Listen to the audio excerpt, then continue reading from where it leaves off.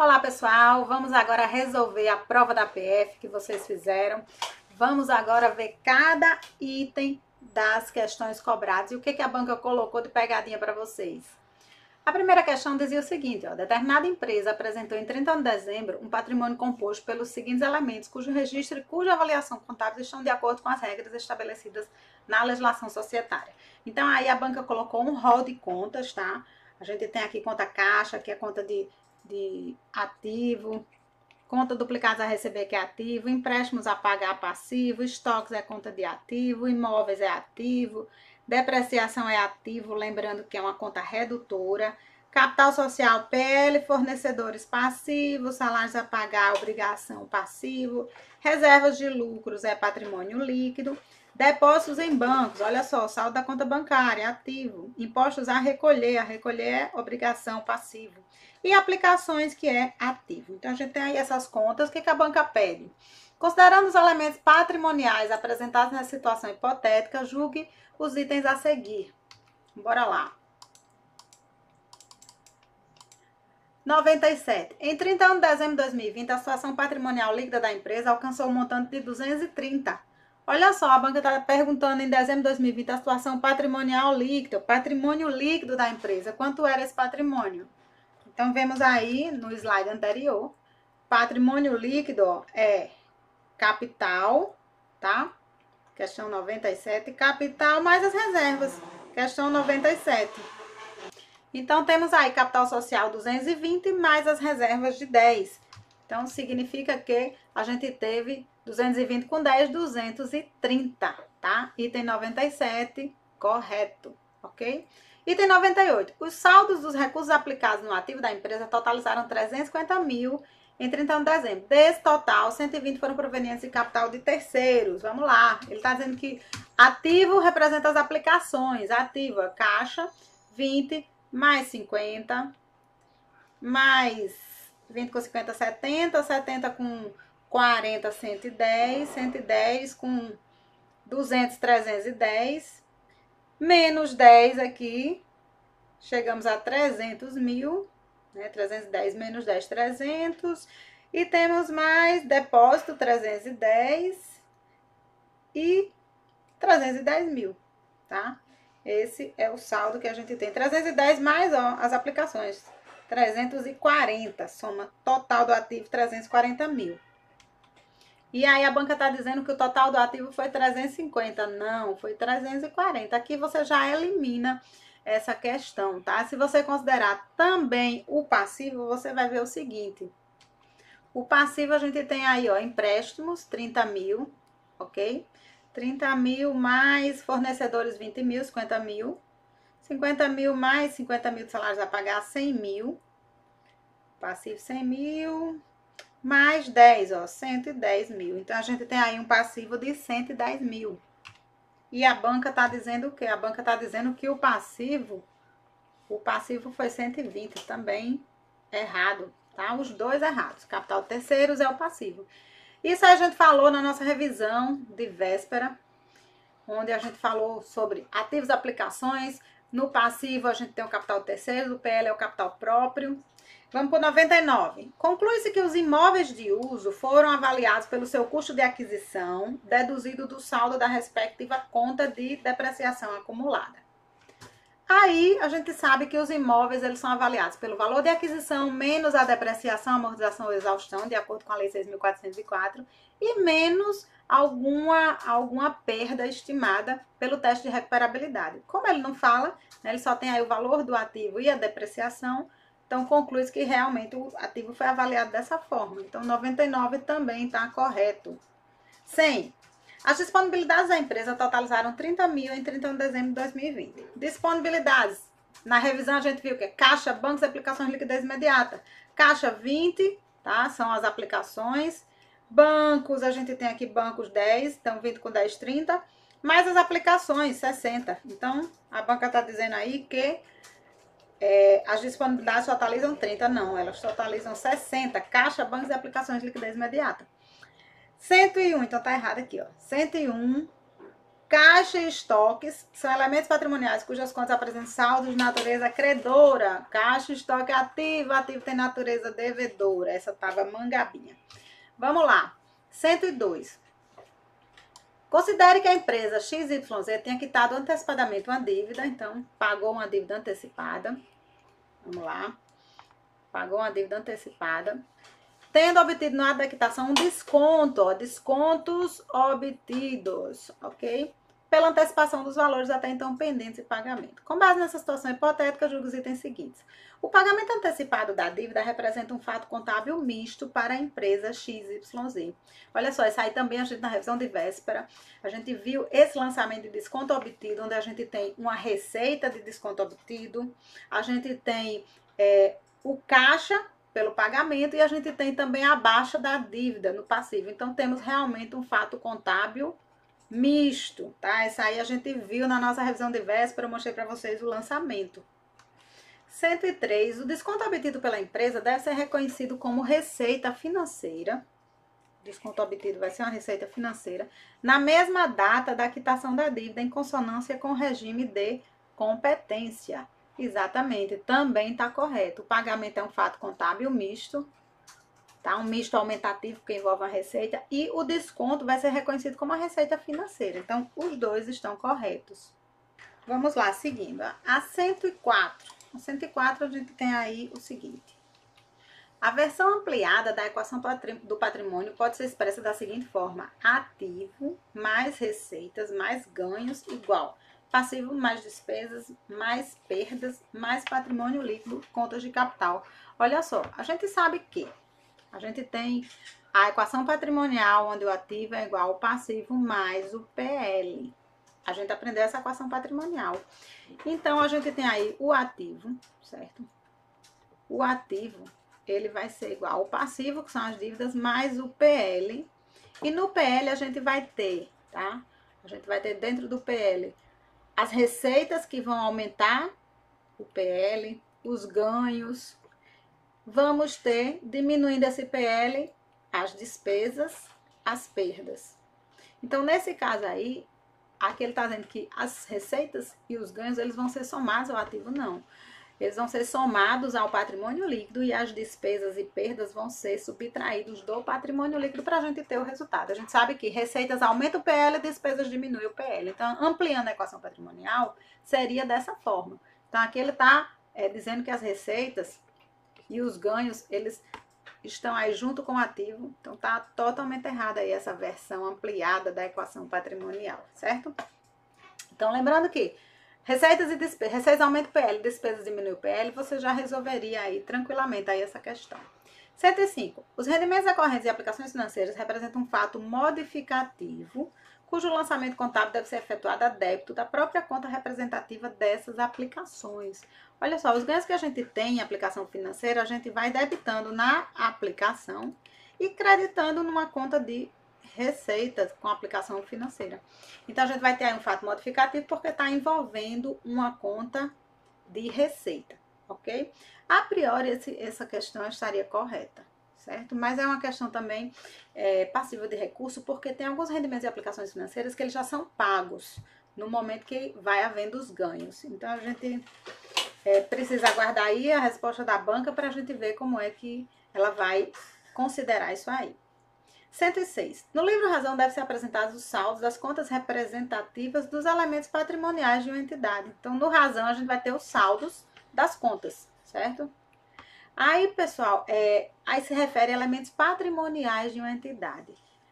Tá correto, tá? Essa questão tá correta. Poderia, naquele estilo da CESP, que a gente considera, ela tá incompleta, mas a afirmação aí não está errada, tá? Então, a gente pode considerar como correta, porque incompleto não significa que está errado para a banca CESP. A 107. As contas de compensação destinam-se ao controle e ao registro contábil de fatos que podem vir a provocar alterações no patrimônio da entidade no futuro. Então, as contas de compensação, elas servem para controlar, tá? Alguns registros. E é exatamente por isso que recebe o nome de compensação. A gente lembra aí dos cheques a compensar, né? A gente tem a conta cheques a compensar, que a gente pode considerar como exemplo de uma conta de compensação. Então, essa aí está totalmente correta, essa afirmação, tá? 108. A terceira fórmula de lançamento contábil, também denominada fórmula complexa, requer a utilização de uma conta devedora, olha só, um débito, e duas ou mais credoras, para o registro de um evento contábil. Ele está dizendo que é de terceira fórmula. A gente sabe que a gente tem 11, 12, 21 e 22. Terceira fórmula é 1, 2, 3, 4. Terceira fórmula é 2 ou mais débitos. Então, aqui, ó, tá errado, certo? Então, não é de terceira fórmula, seria um lançamento de segunda fórmula, ok? Então, 108 é errado. A gente na revisão também falamos aí exatamente disso. Então, quem assistiu a revisão não pode ter errado essa questão. 109. Os saldos da conta fornecedores e da conta impostos a recolher são, por natureza, devedores. Essa aí também é mangabinha, né? Fornecedores é dívida, é saldo de passivo, conta de passivo. Impostos a recolher também dívida. Passivo tem natureza credora, tá? Então, conta errada essa aí. De acordo com a NBC-TSP, estrutura conceitual, julga os itens que se seguem. 110. Bens sem potencial de serviço ou incapazes de gerar benefícios econômicos não se enquadram na definição de ativo. A gente viu lá na nossa revisão, ativo é o quê? É um recurso econômico presente, controlado pela entidade, capaz de gerar benefícios econômicos. Então, se não está gerando benefício econômico, realmente não pode ser considerado ativo. Questão 110, totalmente correta, ok? Vamos aí para a questão 111. O custo de liberação é uma base de mensuração aplicável aos ativos em geral, representando um montante necessário para a baixa imediata de um bem ou direito sob controle de uma entidade. Olha só, pessoal, o custo de liberação, tá, é utilizado lá na estrutura conceitual para a área pública, tá? É uma base de mensuração aplicável aos passivos da entidade e não aos ativos. Então, o custo de liberação é por quanto custa eu liberar aí esses passivos. Então, aí tá errada essa questão. Essa questão pode ser considerada uma questão difícil, tá? Essa aí realmente é uma questão que a banca colocou como difícil para vocês. Vamos lá, poderia deixar em branco, né? Considere que determinada empresa possui entre seus ativos alguns recebíveis oriundos de vendas a prazo, cujo recebimento não é considerado líquido e certo. Diante dessa situação hipotética, julgue os itens a seguir. Aí a questão 112 diz: a consistência é uma condição que favorece a comparabilidade da informação contábil, ao estabelecer que sejam utilizados os mesmos princípios ou políticas contábeis e a mesma base de elaboração para as demonstrações contábeis, procedimento que vale de período para período, dentro de uma mesma empresa, bem como em relação ao mesmo período contábil envolvendo empresas distintas. Essa questão também foi objeto da nossa revisão, onde a gente falou da comparabilidade, tá? Que para comparabilidade a gente tem que ter a consistência, ou seja, você avaliar sempre da mesma forma os elementos patrimoniais, de forma que você possa comparar um com o outro. E a empresa, ela pode comparar ela com ela mesma em períodos diferentes ou pode comparar ela com outra empresa no mesmo período. Então, a gente falou isso na nossa revisão, lá no finalzinho da revisão, quando a gente falou nas características qualitativas da informação contábil. E a comparabilidade é uma das características de melhoria. Nela tem o atributo da consistência. Vamos lá, questão 113 diz: considere que determinada empresa possui entre seus ativos alguns recebíveis oriundos de vendas a prazo, cujo recebimento não é considerado líquido e certo. Diante dessa situação hipotética, julgue os itens a seguir. 103. O procedimento indicado para o caso é avaliar tais recebíveis pelo seu valor líquido de realização, tá? Quanto realmente a empresa vai receber desses valores de clientes, efetuando-se os ajustes necessários para que o valor do patrimônio da empresa possa refletir as perdas estimadas relacionadas aos recebíveis cuja liquidação tenha caráter duvidoso. Ou seja, é verificar quanto realmente de clientes eu vou receber, qual vai ser o meu valor líquido realmente de realização, e aí eu faço o ajuste. Que ajuste é esse? Eu vou fazer uma perda estimada para esses créditos de liquidação duvidosa que provavelmente eu estimo que não receberei. Então, eu considero totalmente correta aí essa afirmação, ok? 114. As perdas estimadas relacionadas a recebíveis de liquidação duvidosa devem ser reconhecidas como despesa em contrapartida à própria conta do ativo que representa esses recebíveis. Olha só, esse lançamento a gente fez na nossa revisão. As perdas estimadas vai ser realmente uma despesa e o crédito vai ser uma conta redutora de cliente. Perdas estimadas para créditos de liquidação duvidosa, tá? Então, não vai ser diretamente na conta lá de clientes, não, que eu vou abater, tá? Eu vou criar uma conta redutora, perdas estimadas, que ela vai ficar junto da conta clientes lá no meu balanço patrimonial. Então, essa questão aqui, ela tá errada. Vamos para 115.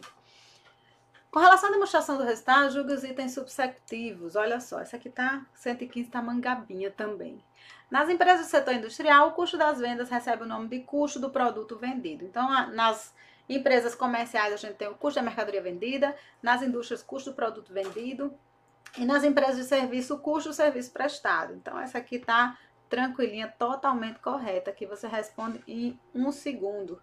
116. Deduções sobre vendas são todas as despesas. Olha só, preste atenção nas palavras-chave da banca, tá? Deduções sobre vendas são todas as despesas que incidem diretamente sobre a receita bruta de vendas. A gente sabe que as deduções das despesas que fica lá no início da DRE, lembram que eu mandei vocês fixar essa estrutura que a banca cobra? As deduções são as vendas canceladas, devoluções de vendas, descontos incondicionais, são aqueles descontos dados no momento da venda, e são os tributos sobre as vendas, CMS, PIS, COFINS sobre as vendas, tá? Eles incidem diretamente sobre a receita bruta. Mas a gente pode considerar, no caso aí, tecnicamente não é nem despesa, são deduções mesmo sobre as vendas. No sentido geral, pode ser considerada despesa porque ela reduz a receita. Mas vocês lembram da comissão de vendedores? Que ela incide sobre o valor que o vendedor vender para o cliente? Então, as comissões de vendedores não são deduções de vendas e é uma despesa de vendas. Então, ela incide lá embaixo na DRE, depois do lucro bruto. Então, as deduções não são todas as despesas que tem como base a receita bruta, tá? Então, vocês lembram a comissão de vendedores. Então, nesse caso aí, eu consideraria essa questão errada, tá? Porque a banca está dizendo que deduções sobre vendas são todas as despesas. E aí, a gente tem as comissões de vendedores, que é uma exceção dessa base de cálculo aí. Temos aí a 117. Adiantamentos a empregados é uma despesa administrativa que deve ser tratada na demonstração do resultado do exercício como um item de natureza operacional. Olha só, fizemos o lançamento na nossa revisão de um adiantamento. Eu disse a vocês, adiantamento ainda não é despesa da empresa, porque o funcionário ainda não trabalhou o mês inteiro. Então, fica como um ativo da empresa, que ela vai ter um direito de descontar esse valor que ela está adiantando quando ela for fazer o pagamento do salário ao funcionário. Então, não é uma despesa ainda, tá? Então, tá errada aí a 117. Com relação aos pronunciamentos técnicos do Comitê de Pronunciamentos Contábeis, julgue os próximos itens. Vamos para o 118. A dívida que uma entidade mantém com o intuito de negociação no mercado deve ser classificada no passivo circulante. Olha só, tanto ativos quanto passivos que a empresa mantiver com o intuito de negociar rapidamente, de fazer circular dentro da empresa, logo será ativo circulante ou passivo circulante, tá? Se for dívida, vai ser passivo circulante, tá? Totalmente correta aí essa afirmação. 119. 119. O valor residual de um ativo não deve ser considerado para fins de cálculo do seu valor depreciável. Olha só, quem assistiu minha revisão, véspera da véspera, só sobre depreciação, a gente falou aí, resolvemos questões falando de depreciação e o cálculo, tá? O valor residual, ele vai ser considerado quando a gente for calcular a depreciação, vai ter o valor do bem menos o valor residual, a gente vai ter aí o valor depreciável, certo? Então, essa questão tá errada quando diz que não deve ser considerado o valor residual. O valor residual é quanto vale o bem no final da vida útil. Então, se um bem é 1 milhão e no final da vida útil dele ele vai estar valendo 100 mil, então eu vou depreciar a diferença, 900. 120. Um ativo intangível com vida útil definida está sujeito à amortização do seu valor, a qual terá início no momento em que tal ativo estiver disponível para uso. Totalmente correto, tá? A gente viu que ativos imobilizados, intangíveis, eles começam a perda de valor quando estão prontos para uso. Não é nem quando está sendo usado, no caso do ativo imobilizado. Está pronto para uso, já começa a depreciar. E aí, quando a gente tem um ativo intangível que tem uma vida útil definida, você consegue calcular a depreciação dele. Se ele não tiver uma vida útil definida, não tem como você calcular, porque você vai pegar o valor dele e dividir pelo quê? Então, tá totalmente aí correta essa afirmação, tá, pessoal? Essa prova realmente estava muito boa, né? Teve umas 2 questões, 3 questões que realmente estavam meio capciosas. Tem as pegadinhas aí da banca, as palavras-chave, não todas, tá? E aí a gente precisa ter sempre cuidado, como eu recomendava sempre para vocês nas aulas, mas vai dar para vocês tirarem uma boa pontuação, ok? E vamos embora, rumo ao sucesso de vocês.